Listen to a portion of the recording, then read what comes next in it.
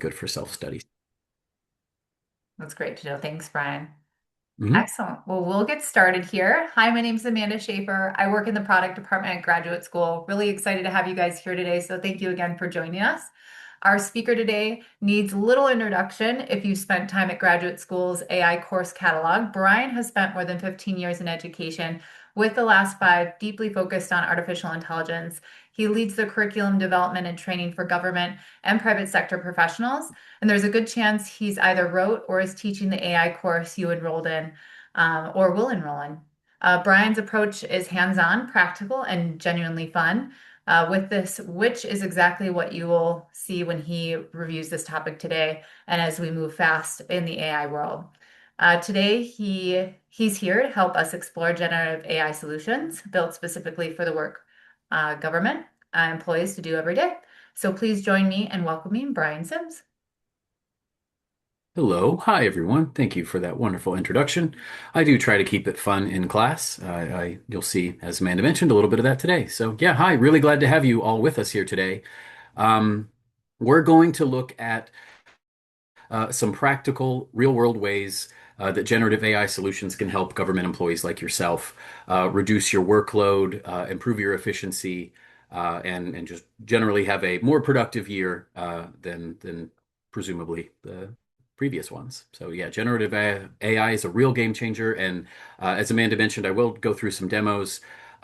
Usually, this presentation takes up about the whole time.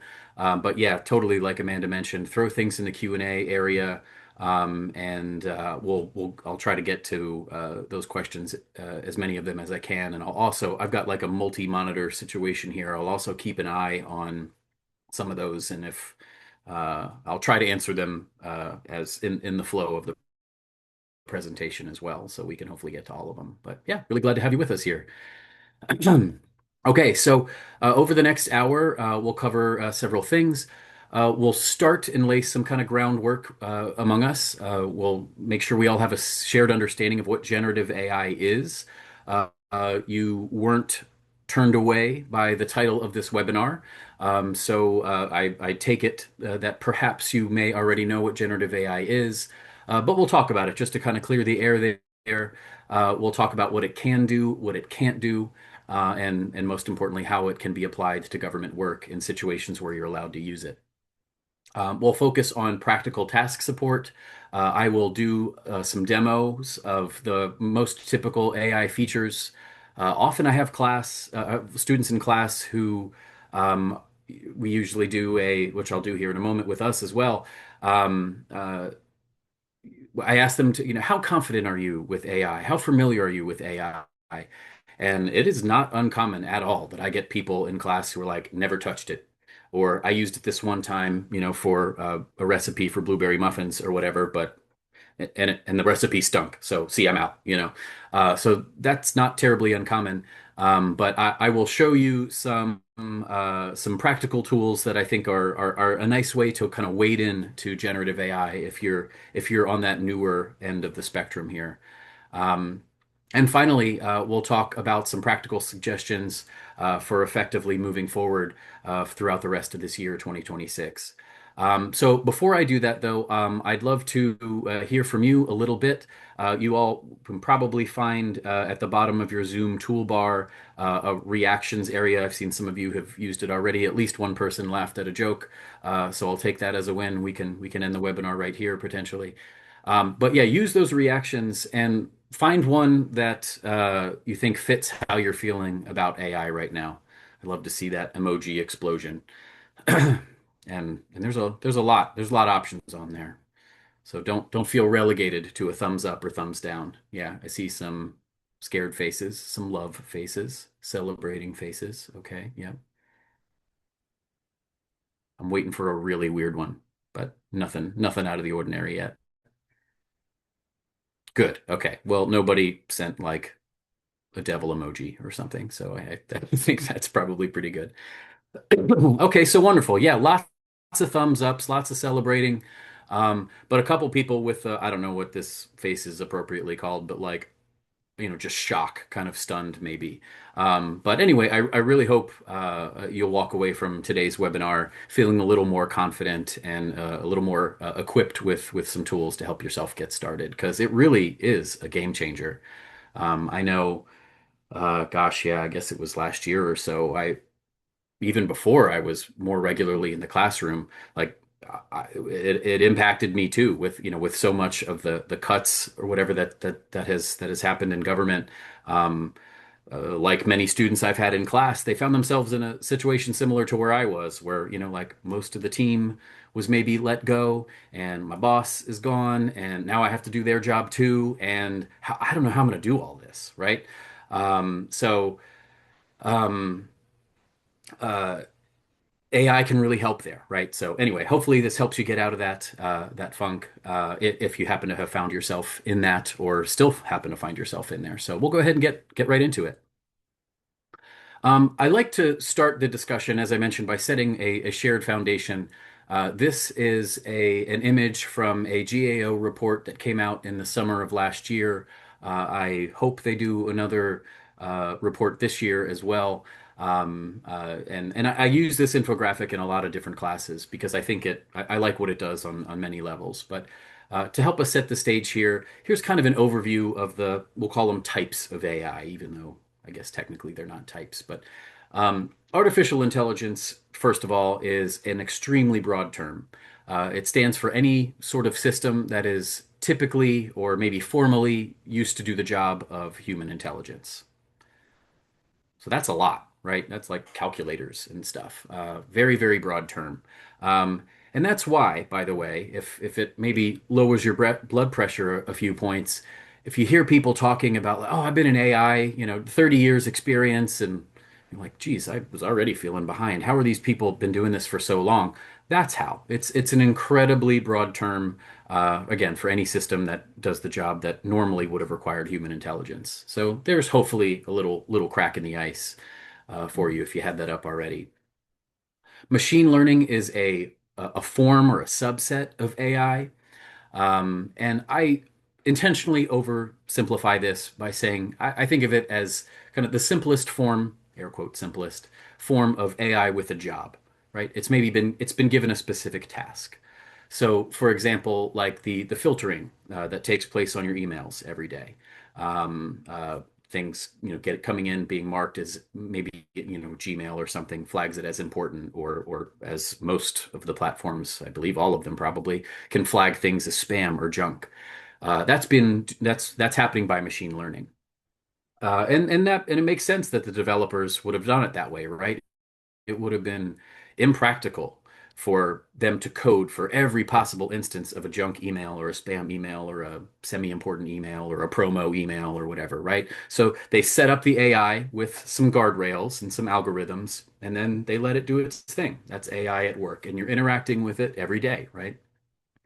Deep learning is a subset of machine learning that, as the name suggests, gets even deeper with its use of neural networks and algorithms and all kinds of fancy stuff. Basically, what that means is it can handle really complex tasks. So, a super common example of deep learning that I think we're all probably familiar with is like I won't say their name for fear of activating everyone's phones or devices, but if you were to say, "Hi, phone companion, what is today's weather?" There's actually a lot going on in that when you ask that. It has to recognize its trigger word, its name. It has to understand what language you're speaking, synthesize that into text, understand that text, know where you're geolocated so that it gives like there's a lot going on, right? And then it has to reverse all that process and be able to speak to you in again something that sounds semi-natural, not AI noise, right? So it happens in a matter of seconds, right? So deep learning really can handle the really complex stuff, even if maybe without thinking about it a ton, it doesn't seem overly complex. But that leads us here to generative AI. And generative AI is a subset of deep learning that, again, I sort of intentionally oversimplify by saying it's so smart that you can converse with it. And this is the type of AI that we'll be focused on in our webinar today. And it is a broad category, as we'll talk about here more in a moment. But again, generative AI. This is the Chat GPTs, the Copilots, the Gen AI.mils, that the Ask Sages that you may have been interacting with, or as is the case, maybe not interacting with over the last couple of years. And there's a first, I think, maybe even kind of learning moment too, if there haven't been some already. But if as when you're looking at other webinars or other courses, I know if you're at all like me, when I was kind of first understanding the world of AI, I'd see, oh, generative AI, like that sounds fancy. What I just know ChatGPT. I don't know what generative AI is. That's it, right? So if you hear that term, generative AI, that's what we're talking about. And in most kind of conversational language, when people say, "Oh yeah, I used AI to whatever, whatever," they probably didn't develop their own neural network or set up, some algorithm or something. They probably mean generative AI. So what is it? Well, as I mentioned, it is a pretty broad category already. I'll be simple-ish with it. It's any AI system that creates new data. So that can be any sort of new content, can be text, can be images, audio, video, code, a design, or something. So anything that is made net new. There are many model types. You've probably heard the term language models. There's small language models, statistical language models, and large, if I didn't say that already, small, statistical, large. A whole bunch of different ones there, right? Diffusion models. Maybe you've heard of, stable diffusion or things like that. Generative adversarial networks, a whole bunch of different kinds of generative AI models that get very complicated quickly. But know that there's many different model types. And depending on that model type, that's probably the driver for what type of input you can put into it. Most of them, like we typically interact with ChatGPT and Copilot and things, we are all probably familiar. Yeah, I could type into it, it can take text. But some of them can take images, can take files. You can upload audio or video, tables of data, those sorts of things. That's all driven by the type of generative AI model that you're working with. And very generally speaking, they're used for creativity, automation, simulation, exploration of new topics, those types of things. I threw some icons up here. You've probably, if you haven't already noticed them, maybe keep an eye out. If you look for these little sparkles or these little stars. They're kind of everywhere now. And again, if you haven't noticed them, keep an eye out. I bet you'll start seeing them once you start looking for them. There's kind of no single icon that I'm aware of that stands for, generative AI, but these little sparkle or stars have kind of becoming synonymous with either generative AI is at work on this page or maybe available for you to do something. So that's something to keep an eye out for. Fairly quickly, let's talk a little bit about how generative AI works. And just like we do in our classes, pardon me, um, understanding how it works is an important part of the discussion that we'll keep with us here today because with at least a broad overview of how it works, it makes reasons for caution make a little bit more sense, I think. So how does it work? Well, like most AI, generative AI starts with data. And so you have a massive set of data, let's say, and you feed that into some sort of process. Again, maybe it's machine learning, deep learning, or something like that. And it starts to synthesize all that data and it learns patterns from these large data sets. As it's getting familiar with the data that's in there, it begins to build internal relationships between the text or the structure of the words or the pixels, the features within the data, those types of things. It starts to kind of like humans, right? Like if we were in a new scenario, we're kind of taking it all in, and oh, when they do this, this happens, and ooh, they reacted like that. That must be hot. You're beginning to build relationships and structures in your mind, and so is the AI. And with those internal representations, once those start to form, it uses something that we call probabilistic prediction to decide what is likely to come next based on everything that I've learned so far. Again, be it words, pixels, frames, notes, whatever, right? It makes that probabilistic prediction. And through that process of probabilistic prediction, it will generate some sort of new output based on what it was asked to do. And that new input is then measured, right? Either it's taken by the user, or they say, "Oh no, that's not what I meant," or there's those little thumbs up and thumbs down icons on a lot of those tools, and that input is new data that kind of feeds the cycle, and the process starts again. So I walk through all of this to drive home what we all probably have some sense of already anyway, but generative AI is predicting. It doesn't know anything.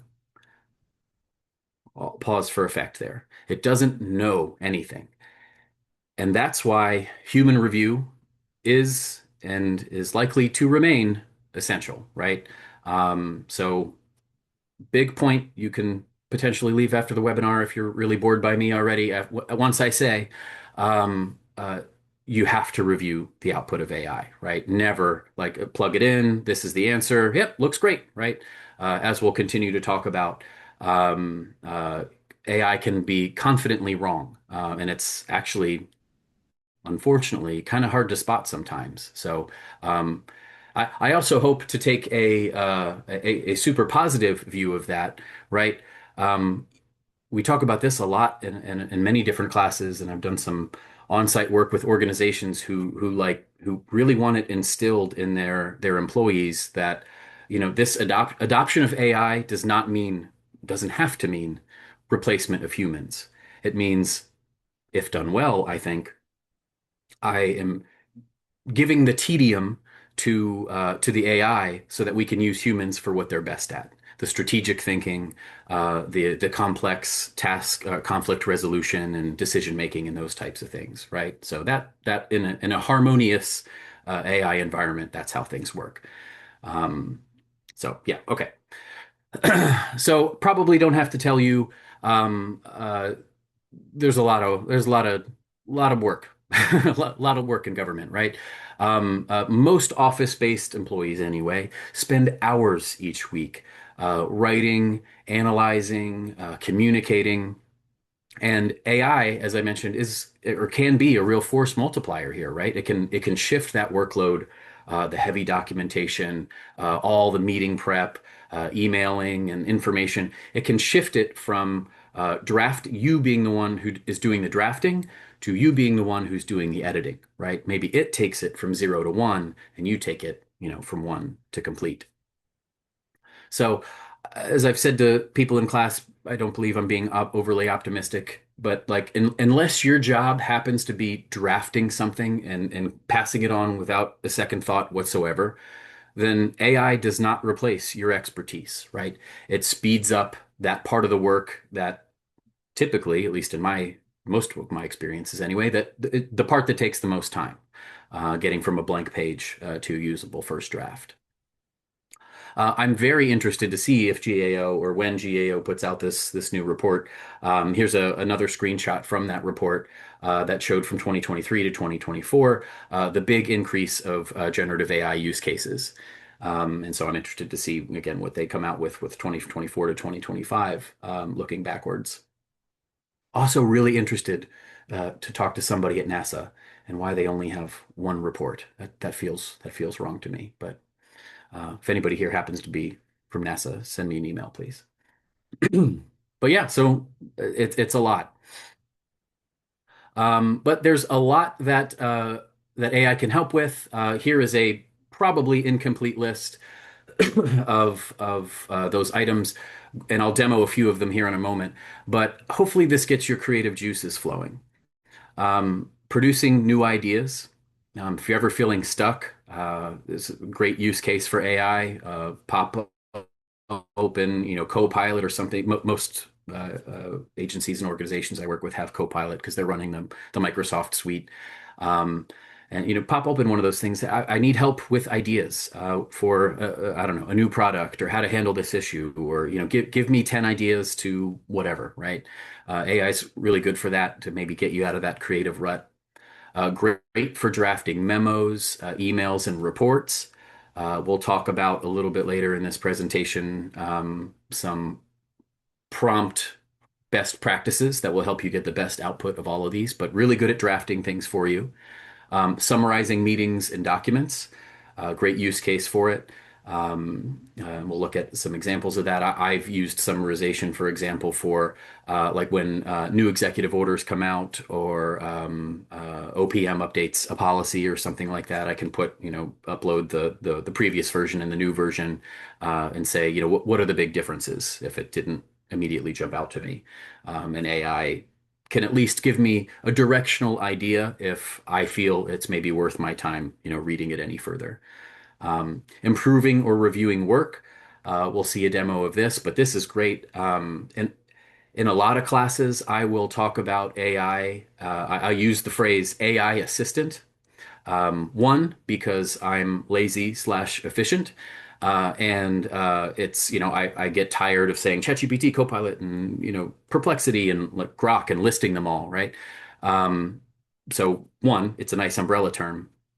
But the other is, I think it's a good kind of psychological lens to approach generative AI through because AI assistant, right? If you think of AI as an assistant and treat it that way, I think that a lot of good practices stem from that. For example, hey, great job. I'm just gonna go ahead and check that work, right? Make sure your math is correct. Make sure this is the correct tone, or that we're including information that I know, the top brass is gonna want to see in there. Those types of things. So anyway, I say all that now because again, it can be really good for approving your work or reviewing your work. So again, just like Amanda and I, you sit across from each other, and like, hey, I don't know, we've all probably found ourselves in this scenario, right? I've written this email, rewritten it like 6 times, and I feel like I still sound like a jerk. Like, Amanda, can you read this? Like, what's the tone on this? Where do you think I should soften? AI can help with that, right? Great at creating outlines, checklists, and templates. Um, I I love a good checklist, and I'm a real formatting stickler. And I don't know, actually, I guess kind of good news, bad news. Creating checklists now with AI has made that much faster, right? I can upload a process document or something, and or resources from class or something, and say, hey, we talk about data validation or something in this class. Can you pull out all the points from this presentation and make a nice one-page checklist out of it? So really good at things like that. And if you are a formatting stickler like I am, that creating a nice looking checklist might have taken me, an hour or more or something, right? But now it's done in seconds. So really good at those types of things. Describing trends in data for sure. We have entire classes on using AI with data. So it can potentially be really good with that if you know what to ask it and how to ask it. And analyzing or comparing changes. I used that summarization example with two policy documents before, but I guess this is kind of a close cousin to that. But yeah, again, you could upload a single document and say, what are the 5 takeaways from this report, or here's 2 versions. What was the big change or difference between these two? So a lot of different tasks that it can support. I'm going to go out to a demo environment now and show you some of these things in practice. So let's do exactly that. Oh, by the way, yeah, I think, and Amanda looks like she put this link in there earlier. I did see that question too. Thank you for doing this, Amanda. If you go to the graduate school's website, someone was asking where can we find, the other webinars and those types of things. You can click on that little hamburger menu there, and that'll take you to webinars. You can see what's upcoming, and past recordings are featured here. This webinar is also being recorded, so this will go into this repository here. But yeah, so pulled up the web and noticed that and thought I'd call that out. Okay, so let's take a look at some of these ideas. First one I want to look at, because it's very, very common. I use it for this type of thing all the time, is drafting support. So I'm going to give it, and I typed a prompt here. Hopefully this URL is still good. I didn't check that, to be honest. But I'm going to say, I'll go ahead and click submit on this. I'm in ChatGPT now, by the way, place you all might be familiar with. And you know what I'm actually going to do? I'm going to cut this out of here and show and take this opportunity to show you a feature. Many AI tools have this. If you're logged in like I am, you can open up your chat history, and see, all your previous chats and things. But something that's really cool that sometimes gets a jaw drop from a student is not everything all the time do you want your AI, again, when you're logged in, to remember, right? I might just be asking you this one-off question about blueberry muffins. It doesn't mean I'm a baker or I suddenly, am making muffins all the time or something. So kind of a nice feature here is in ChatGPT, I can go up here to the top right-hand corner and click on this button here that says turn on temporary chat. And when I click it, it says this chat won't appear in your chat history and won't be used to train our models. So I'm going to do that because this is not something I'm actually using for work. I'm just using this for demo purposes, and I don't want it to clutter my memory or anything here. So I'm going to drop this in here and I'll hit submit. And while it's thinking, I'll read it. I've asked it to help me draft an email informing my team about an upcoming webinar. The information is here. I drop a link. Let me pause there because sometimes I've done this in class, and again, has been before a jaw drop moment when they see me post in a link. They're like, "Are you kidding me? I've been going to websites and copying and pasting the stuff from websites into the prompt window." But yeah, you can just give it the URL as I did here, and so I gave it some information and asked it to keep the language plain and suitable for a government workplace. Pardon me. And here it's given me an email. That I didn't give it a ton of information there. Pretty simple prompt. It's given me a subject, upcoming webinar, generative AI solutions for government employees. Hi, dear team, I wanted to share an upcoming webinar that may be of interest to our group. The session, blah, is being offered by Graduate School. It's free, 1 hour. It's today. Oh gosh, we're missing it right now. Just kidding. The webinar will provide an overview of generative AI, blah, blah, blah. You can find additional details and register here. Feel free to share this with others who might be interested. Best regards, your name, right? While I have this up, I'll showcase another thing. This is pretty good, right? I don't really know what's going on with the little parentheses here. So I could do a follow-up prompt to ChatGPT and say, hey, get rid of these guys. Or I could say, copy this. And that is, again, sometimes another mouth open moment when people realize you don't have to, copy and paste out of one of these things. But yeah, I could copy it right here and stick it into my Outlook and make the changes that I wanted. And yeah, pretty good, right? It may have taken me, which possibly seems negligible, but might have taken me, I don't know, 10, 15 minutes to write this email. And I just did it in 10, 15 seconds, right? And now, again, it's taken me from 0 to 1. And now my only job is to act as an editor. And I can say, I don't say best regards. I say respectfully. And again, I don't know what these little parentheses marks are in there for. Let me get rid of that. And then otherwise it looks pretty good, something like that. While I'm in this environment here, I want to show you, and actually this is kind of nice. I always like to point this out in class too. Sometimes really your AI assistants will have really good ideas. This says, if you want, I can tailor the tone, make it more formal, more concise, or leadership facing, or add a short call to action based on your team's priorities. And oh, actually, maybe, right? I could say something like, "Oh, with that recent recommendation outside of the White House, we know, there's so much more emphasis on AI training. So yeah, maybe also add a call to action that links to that recommendation from the White House, and whatever, right? I don't know." Or maybe there's some, agency training initiative that this supports, and make sure to log your time with HR, and you can tell them you went to an hour of training or something. Um, so yeah, really cool stuff down here. I'm gonna have a little fun with it though. I am gonna tell it because this also I think demos another interesting feature. You can make your AI responses sound a lot more like you, and there's some really fancy stuff you can do. Pardon me. We talk about this a lot in the different AI classes, but I think the simplest way is to just ask it in plain language, like I'm about to do. So I'm going to tell it, hey, this is too stuffy. I want it to be exciting and upbeat.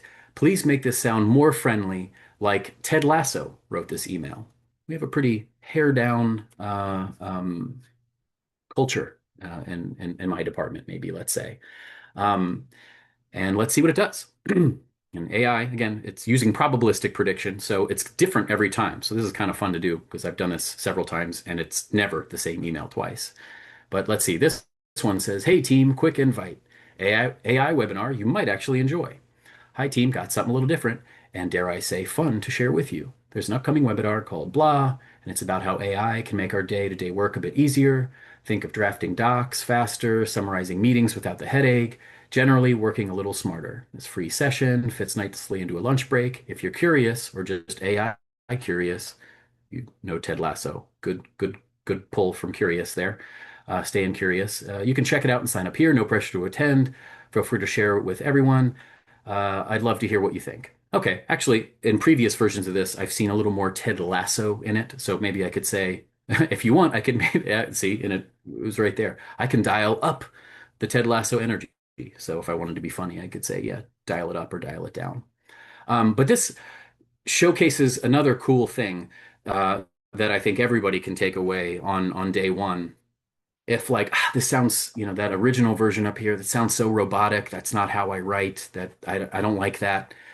Something really cool you can do is you could click, say, attach files down here, and maybe upload another piece that you have written that is a good showcase of kind of your tone and the way you use punctuation and things like that. And with that file uploaded, you could do something similar to like what I did here and say, this is too stuffy. I want this to be more me. Please take a look at the attached document and try to mimic my tone and punctuation use and grammar and those types of things, right? So again, there's fancy stuff you can do with settings and projects and agents and all kinds of jazz. But this is again something anybody can do here on day one.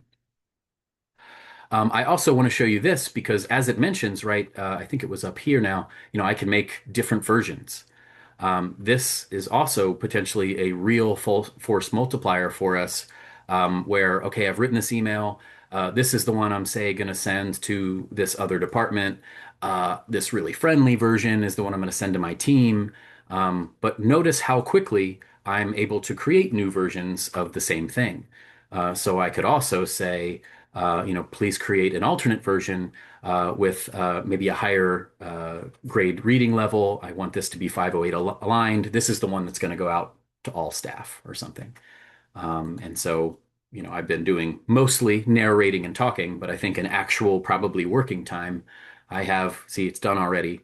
One, two, three versions of the same information in just a matter of seconds, right?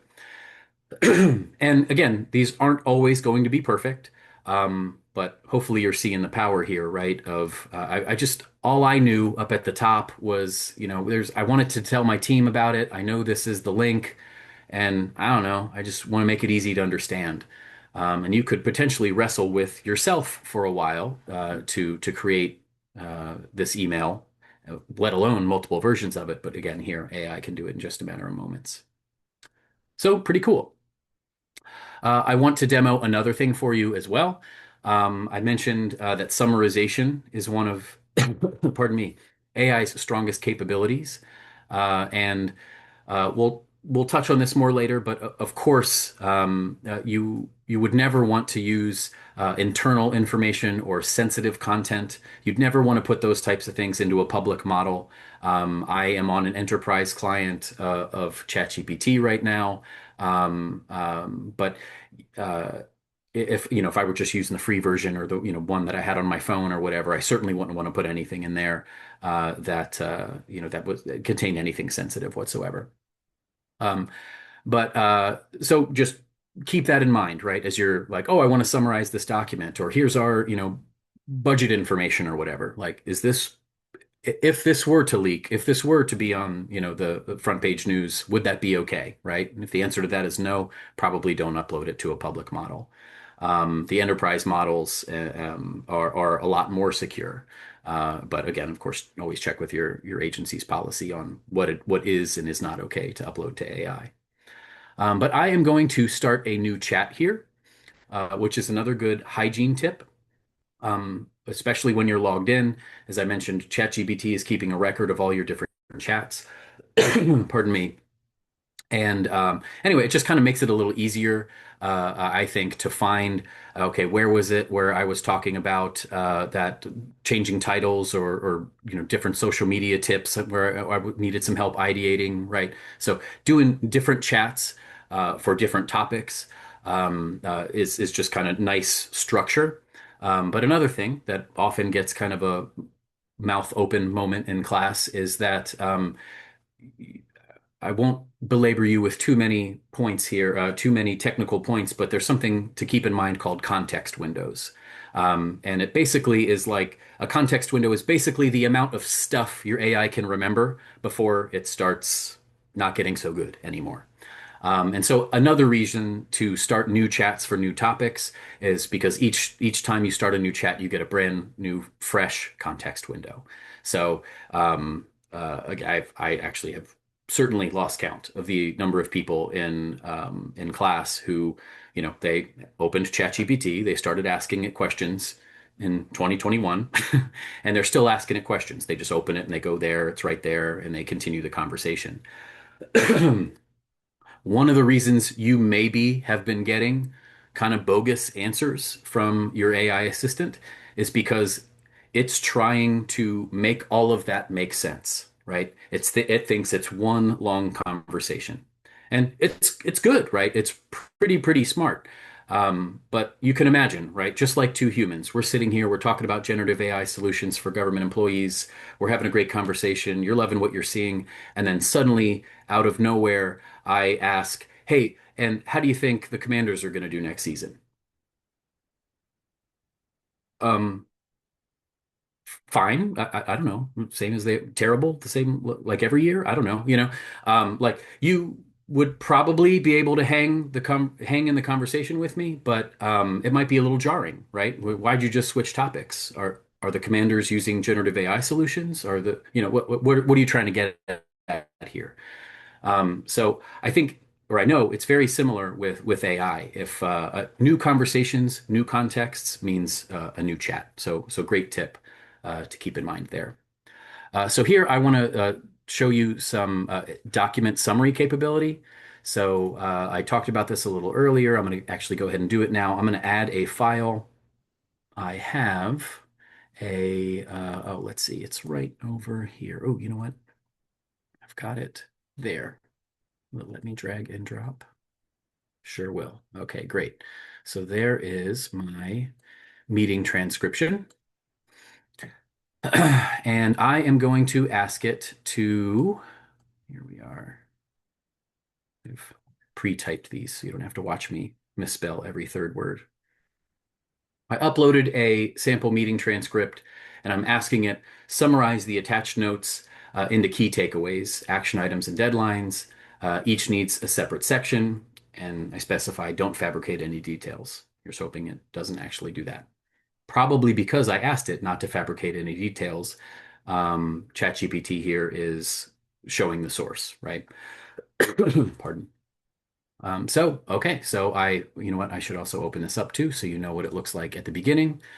This is like any of us might do, or if you maybe have an AI assistant already, or some kind of Zoom note taker or something like that, you might get a document like this that you can open in Notepad, like a markdown document or a note like this, right?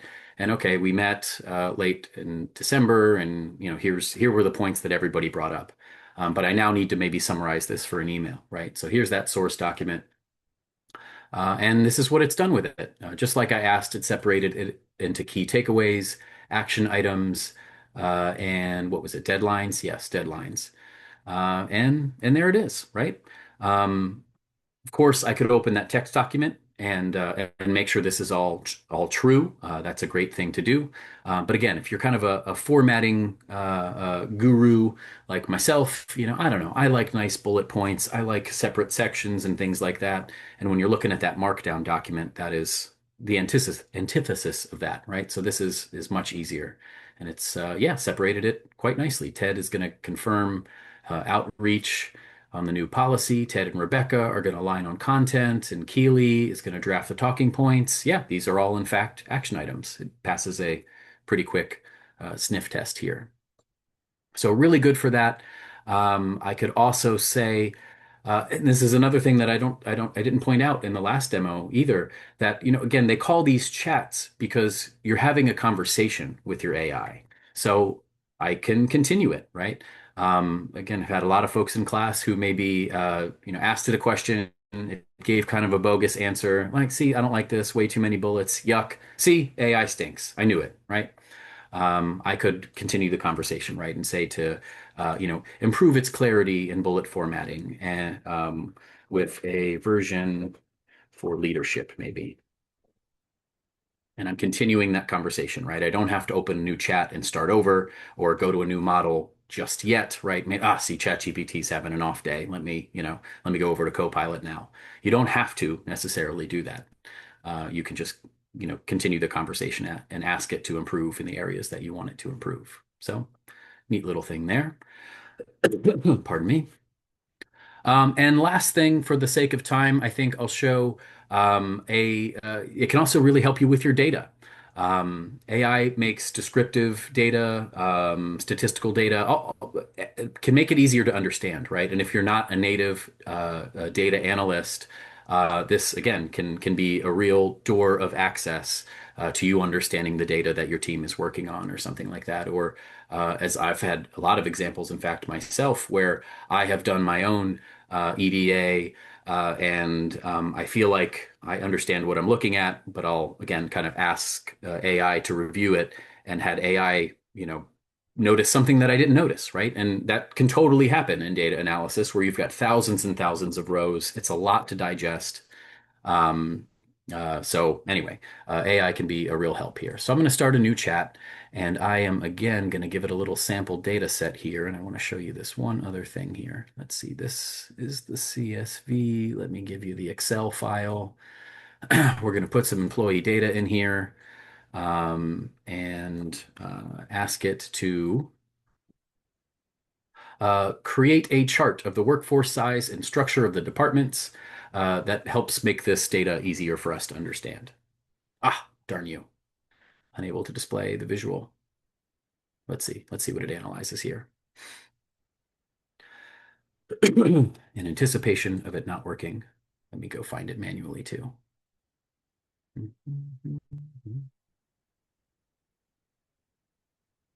Oh, well, no need to do that. It did it anyway. So unable to display visualizations, files no longer available, but I did it. So not sure what you're talking about, ChatGPT.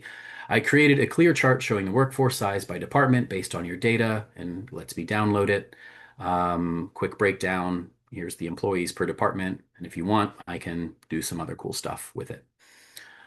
So this was just a chart, or it was an Excel table with a bunch of different data, and actually a bunch of PII that we shouldn't have in a table. And I used this in another course to demonstrate how scary it can be if you upload this type of information into public models. But yeah, I could continue to iterate on this. But like, right, if also maybe you happen to find yourself like, I am not an Excel person. I don't know how to spell pivot chart, let alone, create one or whatever. Again, I hope the takeaway here is obvious now. I hope that, AI can be your assistant here, and help make, tasks that were previously out of your scope, are now suddenly available, right, with the help of AI. So, okay, I want to move to the latter part of our presentation, because no AI conversation would be complete if we didn't talk about safe, ethical, compliant use of AI. And a really important part of that, if we're going to talk about ethical use and safe use and those types of things, and we were just looking at some data too, right? Accuracy is really important. So I'm going to kind of weasel in to this segment a little bit about prompt engineering, and knowing how to craft effective prompts has been called over the past couple of years. One of the skills that's just really worth your time, right? And we have entire classes about it, those types of things. Using prompt frameworks. can drastically improve the accuracy and get you to usable output much faster. And there are a ton of prompt frameworks out there, far too many to list. But it is worth, I think, a bit of research. You can go the old-fashioned way and do some Googling, or maybe ask your AI, this is the type of work I do, this is my role.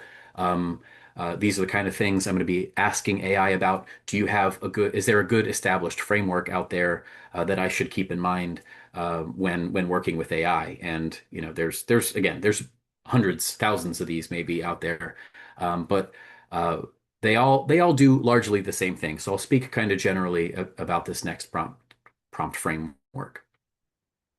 Um, um, every good framework we use, there's a couple I use in different classes. There's data specific ones, as I mentioned, and some good just general use ones. Here, these are the components of a good prompt framework. They have some sort of role, or I want you to act as whatever, right? Assign the AI a role. You want to give it some sort of task or action, of course. Add any context or background data. And how do you want that output to come out? So something that is certainly transformative is, if you're at all like me, you probably start prompting with AI like, here's a document, summarize this. And AI is good, right? It will give you a summary. But you can probably imagine, right, if you said, act as a, give it a role, and summarize this document because this is what's going to happen to it at the end, and this is what I need to use it for, right? Adding all that extra detail will give you a diametrically different answer, right? Because we all look for different things, right? A marketing person can look at a report and maybe have some ideas about, this is what we would do for campaigns and SEOs, and this is the audience and those types of things. Whereas, a data analyst is going to be looking for much different things than the CEO might, or, those types of things. So assigning a role and giving as much context and background data as possible are all very helpful. And noting something about your desired output is again just going to get you from 0 to 60 a lot faster. We saw earlier, right? It is a chat, right? You could what they call prompt chaining. You could prompt chain your way to any output, right? But imagine if you could get to that desired output much, much faster. And this is where, prompt frameworks really shine. They help you remember, okay, yeah, what's the role before I hit that submit button? What's the role? What's the task? What's the background context? And how do I want it at the end, right? Because again, obviously, too, output can vary in a bunch. Are you looking for bullet points? Are we looking for an essay? Is this a script for a podcast? What are we doing here, right? So giving it that specificity is a real game changer when you're interacting with AI. Of course, safety is a top priority. These rules have to be followed at all times, regardless of what tool you're using. Never putting PII or HR sensitive information into public models. Again, if a particular agency or department has taken extra security measures, or maybe they've developed their own AI where it is okay to use those types of things. Obviously, that's an edge case, but generally speaking, we would never ever put PII into a public model. Certainly, maybe probably even an enterprise licensed model, right? Because as I take the overly cautious position in class, if it's hackable, right? So we don't want to put these types of things in there. Bringing our Ted Lasso buddies back. Nothing that's confidential or proprietary, nothing that's classified or pre-decision materials, right? Because of course, if any of this stuff got leaked, who knows what that could do. Safer things to do, um, things that are already public text, right? Like I mentioned, summarizing or analyzing executive orders, things that people could already get their hands on, or hey, look at this website and what are the key design elements of this website, those types of things. Um, if you had to if you had to input anything that was PII or maybe HR sensitive, again, we have whole classes on this too. there are routes you can take to anonymize the data or kind of give it some dummy data that's tangential to your actual data. And then, so you can still work with what you need to work with, but you're not putting anything sensitive or classified into these AI models. Use just really generic scenarios, right? Kind of take the specificity out of it. Let's say there was someone who wanted to build an FAQ for a website. Not me, but say somebody wanted to do that, right? Is a game you could play with your AI to make it quite a bit safer. And as I mentioned earlier, right, transparency and human oversight are essential when you're using these tools. Because, right, AI can be inaccurate. It can be biased, right? We took a really, really quick trip through how generative AI works with looking at the data and things like that. And hopefully that's enough that I can conceptualize now, right? Like, well, what if all this AI model has ever seen has been cats, and suddenly I give it a dog, right? It's going to say, "That's a weird looking cat." No, no, it isn't. You just don't know any better, right? Like, so I have to check you, right? So AI can absolutely be inaccurate. It can absolutely be biased. It can be confidently inaccurate and confidently biased. So as I talk about a lot in class, I say always disclose your use of AI to those who you're working with. But asterisk, proportional to the importance of the task, I think is fair, right? When I'm emailing Shige, I don't say, and hey, by the way, I ran this through AI to make it smaller because I was really verbose in my first three versions, right? I don't give him that heads up. But if I'm, preparing a report for senior leadership or something like that, then I would say, ChatGPT and I worked on this, and I checked everything. Accountability is on me if it's wrong, but yeah, I feel pretty good about this. I've double checked everything. I think this is ready for submission. Um, so yeah, always disclose that use. Um, you are, as the human involved, you are the one who remains accountable. And to say this again, of course, your agency policy and guidance from your agency certainly supersedes anything that I say. Um, but you got to know what those rules are. So there's a great actually takeaway from this webinar already. If you happen to not know what your agency's policy or guidance is with AI, that sounds like a great piece of homework after this webinar. Ask someone who would know, because that can be really important. Um, there's a quick table. I won't spend a lot of time on it for the sake of time, but if you're also just maybe feeling kind of stuck and wondering, how to get started with AI, we do some exercises in class that go into even more detail. But here's a quick drive-by of things to look for, things that are mission aligned and feasible. I usually talk about those as kind of the stop gates for whether it's worth continuing, right? Because if it isn't aligned to the mission and if it isn't feasible, well, then maybe forget it, right? Um, but other things to look for is, is it high volume enough, repetitive enough, time consuming enough, and is it low risk enough that, maybe this is where our department could start to use this, and maybe it becomes part of regular operations after some pilot testing and, those types of things. So again, we have some classes that help kind of workshop through where to get started with AI, but to give you at least, again, keep the creative juices flowing, this is kind of a good filter to put it through. And we use this in class. Is it feasible? We're going for green, green on this chart, right? Here's your quick wins. These are good pilot projects. It's totally feasible, totally mission aligned. And then we happen to do this a lot. And people, yeah, oh my gosh, we spend hours per week doing this. And, it's only internal. So that's low risk enough. And let's give this a shot. Maybe you would learn a lot about AI in the process for sure. So there's a helpful, hopefully, little table to identify some good candidate tasks. So how are we doing on time? Doing okay. I've got a couple of next steps for you to take with you to have just, in general, a more productive year. Actually, we're several months into this year now, but it ain't over till it's over. So some quick wins. Here's an incomplete list. But these are all realistic things to do. If you're not already working with AI, here's a list of things to consider. It can help you write draft notes, memos, emails, FAQs. Uh, do yourself the favor, right? Reduce your own cognitive fatigue and focus on judgment instead of, specific wording or that initial wording anyway, right? So give it a shot. Have it draft something for you.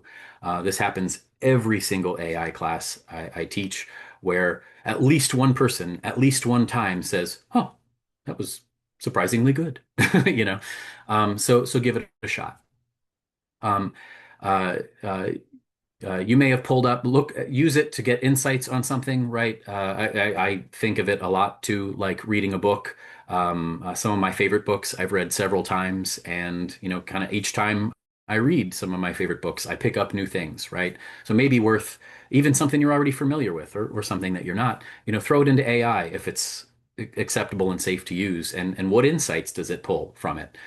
Maybe it finds something that you've never noticed before, right? Like the data analysis example I was giving earlier, right? Felt very confident in my in my data work, and then AI still picked out something that I hadn't noticed, and it was right actually. I checked it, and it was right. So fantastic for insights. Maybe using it for some sort of meeting prep or follow up. This gets really powerful, by the way, if you do have like the workspace enabled AIs, like if you have the Microsoft suite, where Copilot is right in your Excel, and right in your Outlook and in your Word documents and your PowerPoint documents. This can be really, really handy that, you could ask Copilot then generally, because it has access to all these apps, if that's how it's been set up in your organization, to say, hey, I've got this meeting, search all my stuff, right? And help me prep for this meeting.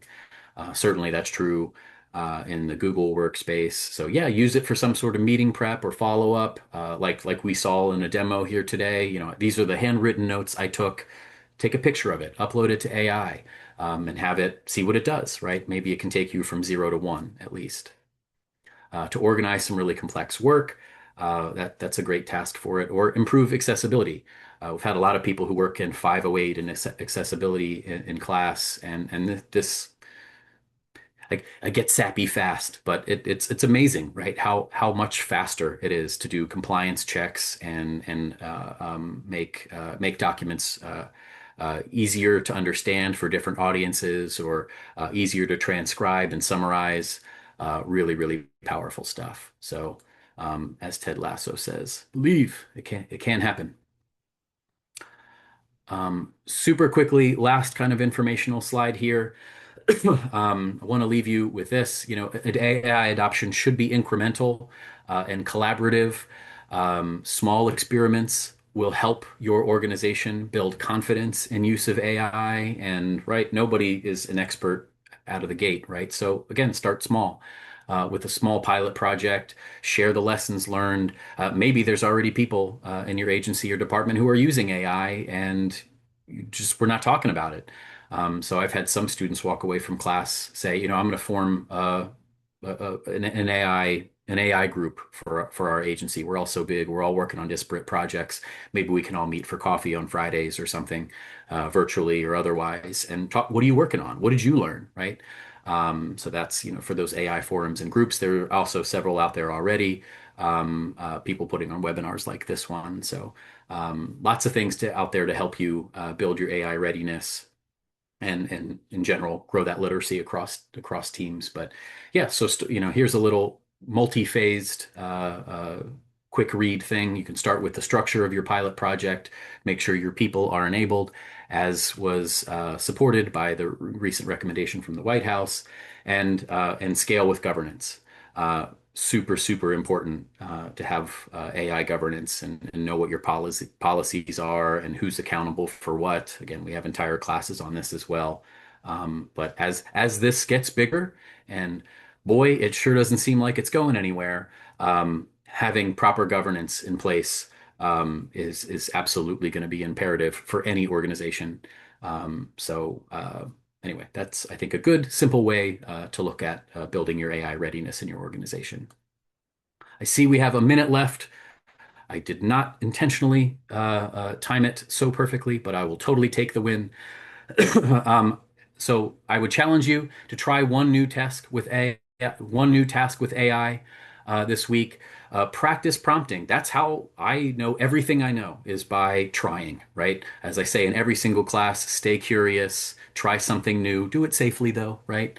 Um, and we have here, if you're interested in any other training, graduateschool.edu/AI has all of our AI classes listed there, and there's probably a new class every week or two.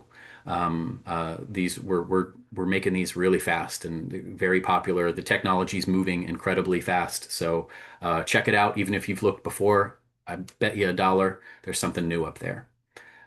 So great.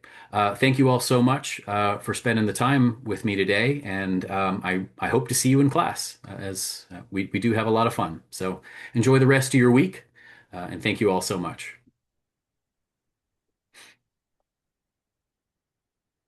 Great job, Bye, Ryan. everybody. That was Thank you. awesome. Yeah. Cool. All right. Go ahead and end. Bye, everybody. Have a great rest of your week. Bye. Bye. Thanks for all the kind messages. Thank you.